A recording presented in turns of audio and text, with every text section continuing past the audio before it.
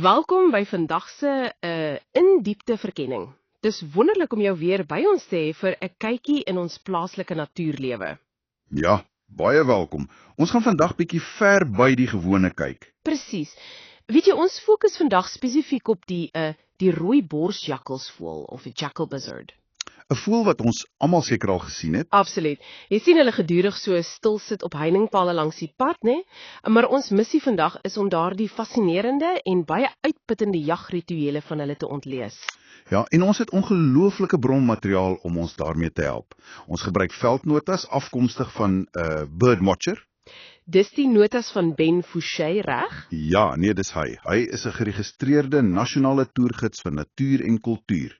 Sy webtuiste is www.birdwatcher.co.za. Dis 'n mondvol. Dis reg, ja, maar dit is regtig die moeite werd om te noem. Hy is 'n voorkeurgids op die BirdLife SA webtuiste. Hy lei toere in Suid-Afrika, veral soos deur die tuinroete en die Wes-Kaap. En die Klein Karoo, as ek reg onthou. Presies. Sy toere dek habitate wat strek van woue en riviergebiede tot fynbos, karoo en selfs landbougrond. Sjoe, hy spandeer sekerlik wel. Hy's basies altyd in die veld. Ja, en sy dienste maak voorsiening vir baie beginners en die meer ervare voëlkykers. Wat belangrik is dat hierdie daaglikse blootstelling in die veld vir hom dinge wys wat die gewone mens net mis. Kyk, die meeste van ons sien daardie voëls net so sit en dalk stadig sweef, maar Ben se notas onthoel 'n onverwagte kant van hulle. Soms hang hulle hoog in die lug. Soos vleiers. Hulle hang net daar in die wind. Dit is so 'n unieke jagtegniek. Hoekom doen hulle dit? Dit is om die grond stip te skandeer. Hulle kyk baie spesifiek uit vir Kaapse duinmolle wat dit waag om net 'n koppie uit 'n gat te steek. En as daardie mol se kop uitsteek, Dan is daar 'n vinnige en dramatiese duikslag direk grond toe. maar dit is nie iets wat hierdie roofvoëls oornag leer nie, né? Ek onthou daar is 'n spesifieke nota oor die ontwikkelingsfase. Ja, beslis. Ben het 'n jong voël 'n jeugdige daarna by Rondevlei waargeneem.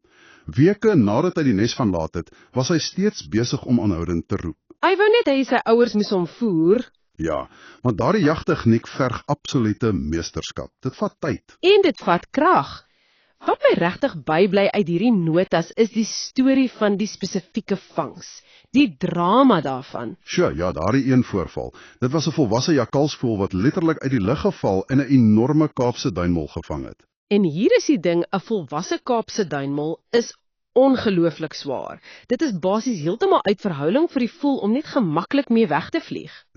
Die prooi was so swaar dat dit daardie roofvoël heeltemal uitgeput het. Hy kon glad nie hoog vlieg nie.